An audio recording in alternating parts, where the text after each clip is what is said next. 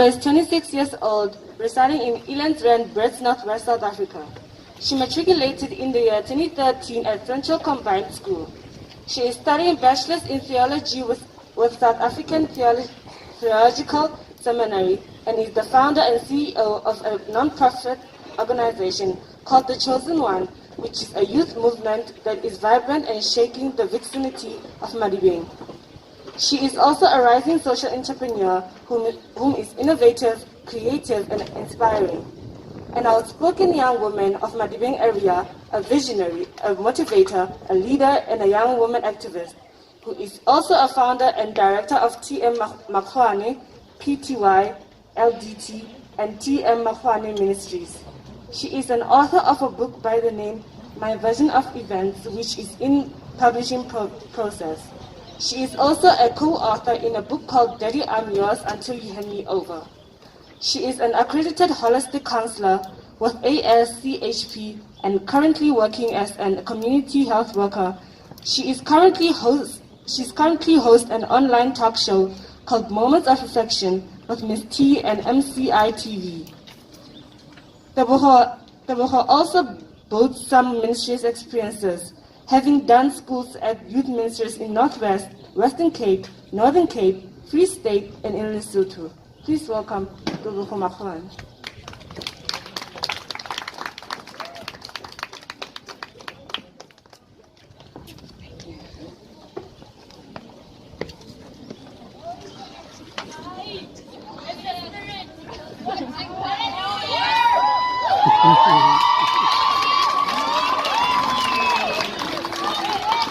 Good morning, Zinniaville Secondary School. I need some energy from you. I think we are still young, right? Good morning, Zinniaville Secondary School. Okay, my name is Tebogo Makwane, as they have mentioned. There's something that I like to do every time I go to schools before I get into my motivation. I'm not going to talk about careers as they have been saying. I'm here to motivate you, so I really need everyone's attention, please. Thank you. So I don't know if you're familiar with Rihanna. Who knows Rihanna? Okay, so you know her music, right? Okay, there's this song that Rihanna has. It's an old music. Well, I was in grade 7 in the year 2008. So yeah, I go way back with Rihanna. There's this song that she says, "Oh na na, what's my name?" Yeah. So I have made it my own way because I love Riri, and my name, everybody calls me Miss T.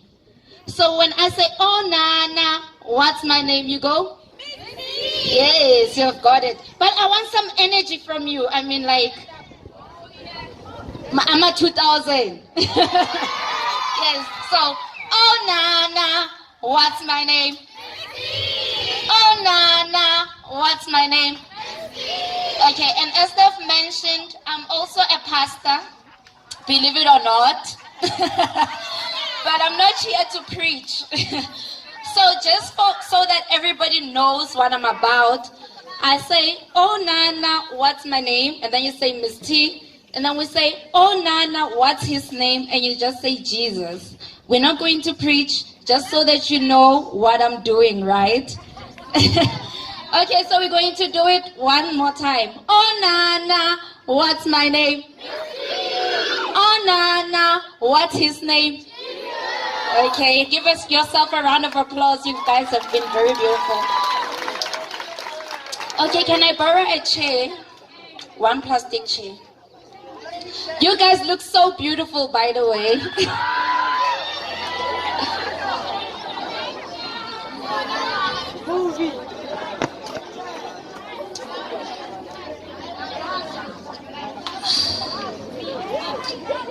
You know, life sucks. Everyone has so much expectations of me. My parents are always on my neck, shouting at me about me having to get good grades. My teachers have so much expectations, and I'm just so tired.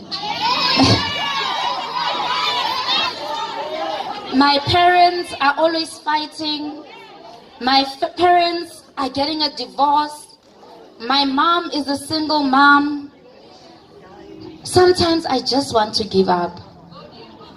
And every time I'm thinking about my situation at home, I come to school and there's this girl that I like or this boy that I like, and they just don't like me like I do. My crush has just given up on me. Life is just so unfair.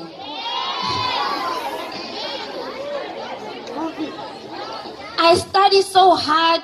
So many times I try, but I'm just not getting good grades.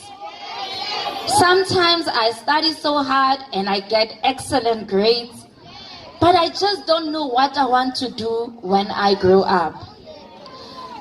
You know, everything that I've just said, I know a lot of people relate to it, and if there's any scenario that I have mentioned and you know that it speaks to you, I want you to raise up your hand. If you've ever been in a home where parents are always fighting, maybe you're raised by a single parent, maybe you always study, you don't get good grades, keep your hands up. Maybe you come to school, you like a girl, you like a boy, they just don't like you.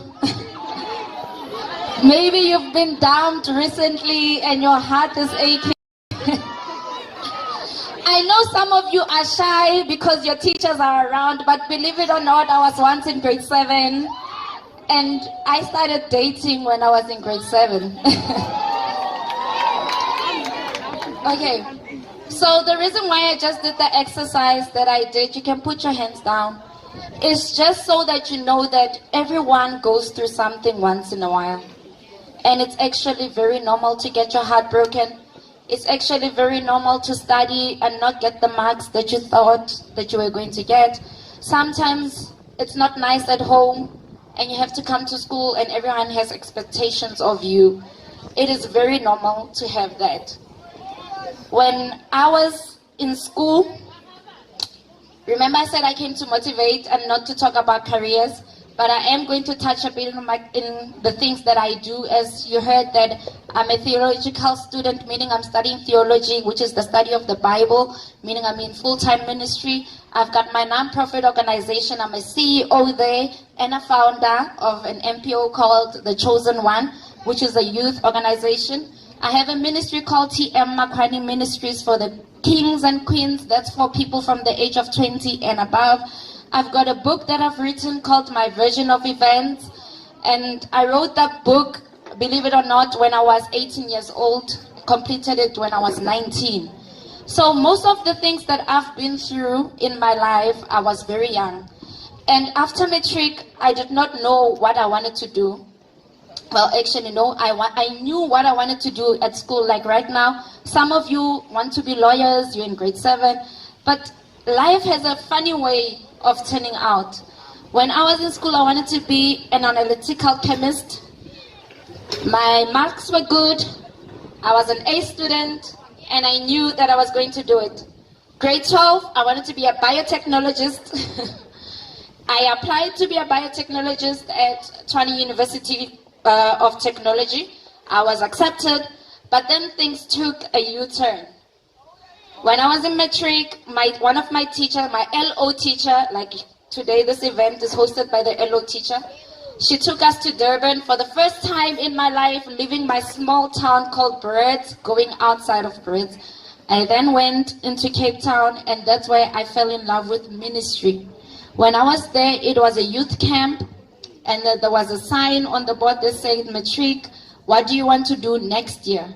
And at that time, because of me growing up in a Christian home, in a home where you were taught how to pray and how to believe in God, I saw that sign. It was a Christian camp. And then I asked God and said, God, well, I want to be a biotechnologist. What do you want me to become? And that's where things took a sharp curve. And then God was like, nope, you're going to go into full-time ministry. You're going to talk to kids, you're going to motivate them in schools, and you're just going to take this path. And then I had to leave my biotechnologist dream behind and go do this ministry thing. Imagine going home and having to tell your parents, next year I'm going to take a gap year with my distinctions. I'm not going to go to university. Yeah. My mom looked at me like I was crazy. But then she knew that this is what I wanted to do, and she let me do it. And right now I've been in ministry for about 8 years, and I love what I'm doing. So what I want to say is, sometimes in life, like the subject advisor also said, you need to sit down with yourself and say, what do I actually love doing? Because a lot of you, they asked, what do you want to do? When you choose a career, do you want to do it because of passion or money? And most said money, right? Let me tell you something. That ministry did not pay. There's no money in ministry. I had to do something that's going to bring food on the table, right? Because I'm growing up. Now I'm working as a community health worker in Madibeng, it's in Brits, at a clinic. I don't really love what I'm doing, but it has to pay the bills. That's something that the most dangerous thing you could ever do to yourself is choose something because of money. Because now I have to drag myself to wake up every day to go to this boring job and come back home tired and do the same thing over and over again. That's the worst feeling that you could ever have.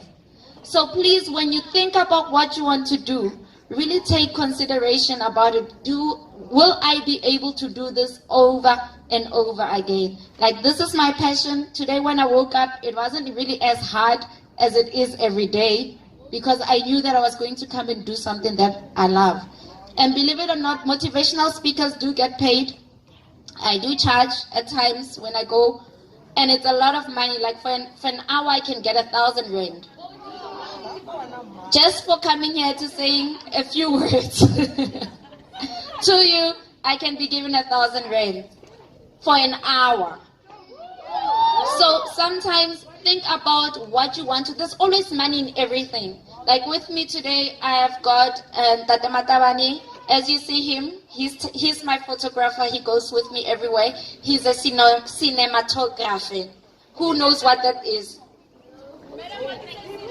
Okay, you know, right now in the digital space, we take, like, in cinemas, we watch movies, right? It's something that was recorded, and then we go and we watch it there. So with him, he does this, but with your events, like with this event, you will see it on Facebook, on MCI TV, and then you will get to know what cinematography is all about. It's about telling a story out of pictures and motion. There's money also there. He had to leave his work area, his field of work. He used to work in the firms, but he knew that his passion was photography. And then he took that skill very seriously, and today he's here taking beautiful pictures of you. Let's give him a hand. With me as well, I have... I'm not preaching, how guys, come on. Okay, with me as well, I have Tapo L. He's in full-time music. He's a musician. He writes his own music. He performs. He's been on tour with Benjamin Dube. He's been on tour with Takindo and the likes, and other big artists. So, okay, so he's been doing this for a very long time. But then lockdown happened. This is why I want you to choose your career very carefully. Lockdown happened. Music had to stop. There's no more concerts, there's no more touring the country, there's no more doing everything that brought money on the table. So now, what then if you have not studied? What happens when what you love doing, your passion, now has to stop because of a pandemic? So when you choose your career, you need to choose something that's very wise, that's going to, even in the hard times, it's still going to enable you to be able to bring food on the table. So now, that is why school is important. I know most of you think it's a waste of time. We've had artists that tell us, you don't need school, I can go and sing and become something. But then what happens when that career or that passion does not pull through? You need something to back you up. So what I just wanted to come and say to you today is, it is beautiful that you want to do whatever you want to do. Make sure you research on everything that you want to do, and also make sure that whatever you do, it is what you love doing. That even if they wake you up 3 a.m. in the morning to do it, you will be able to do it with a smile. And I want to end up with saying this. If you think you can't do something, you are right. If you think that you can't do something, you're also right. At the end of the day, it's all in your mindset. So whatever you believe about yourself, it is actually correct. But today I want you to only think about the positive and go through and push through and do it with all your heart. It is possible. You can become an author, a theologian, and a holistic counselor, an author of a book, and a motivational speaker, and a presenter on a talk show, if you believe it, and you can still do it while you're still young. So I want one day to come back here and see you being on this stage motivating someone. Thank you so much.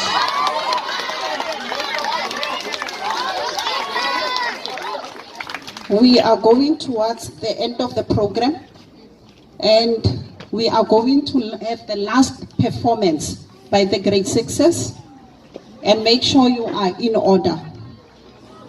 Miriam?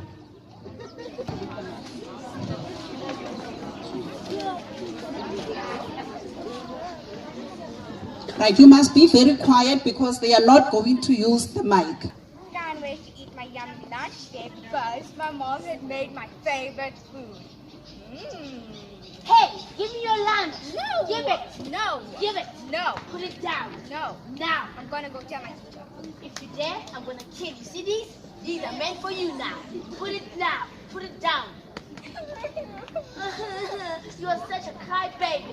Ooh, you are such a crybaby. Stop bullying me.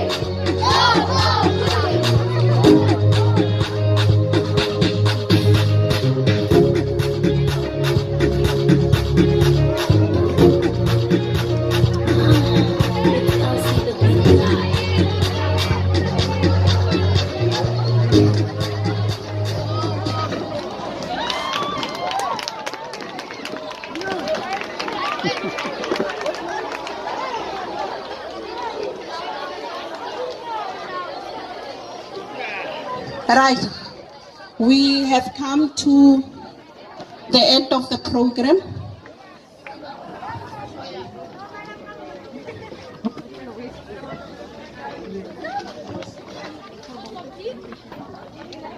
And it is with immense pleasure for me to do the vote of thanks. And I want to say thank you to the guest of honors for honoring our invitation. We know you took time for your busy schedules to come and honor us. For that, we all want to say thank you. Give them a big hand.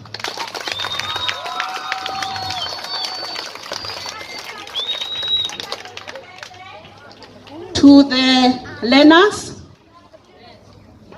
whether you participated in the program or not, whatever you did to help, and all those who participated, I want to thank you from the bottom of my heart.